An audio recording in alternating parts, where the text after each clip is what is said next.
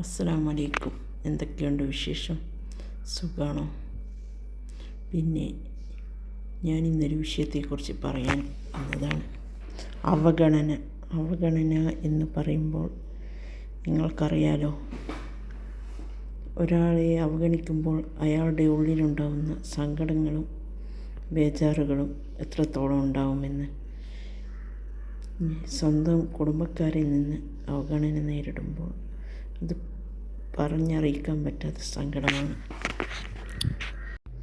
നമ്മൾ വിചാരിക്കുന്ന പോലെയല്ല. നമ്മൾ പല സഹായങ്ങളും ചെയ്തു കൊടുത്താലും തിരിച്ച് നിരാശ മാത്രമാകുമ്പോഴുള്ള അവസ്ഥ, അത് ഒരാളോട് പറഞ്ഞറിയിക്കാൻ പറ്റൂല, കരഞ്ഞു തീർക്കാനും പറ്റൂല.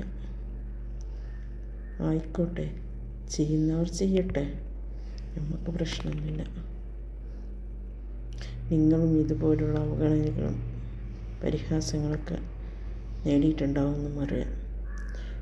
ഇന്നത്തെ മനുഷ്യന്മാർക്ക് സഹായം കിട്ടുമ്പോൾ കൈനീട്ടി വാങ്ങുകയും സഹായിച്ചു കഴിഞ്ഞാൽ അതൊക്കെ മറന്ന് പാടെ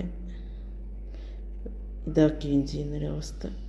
വന്ന വഴി മറക്കാമെന്നെല്ലാം പറയുന്നില്ല. അതുപോലെ ഞാനേതായാലും ആ വഴി പഠിച്ചിട്ടില്ലായിരുന്നു. അതുകൊണ്ട് നഷ്ടങ്ങൾ മാത്രമായി എൻ്റെ ലൈഫ്.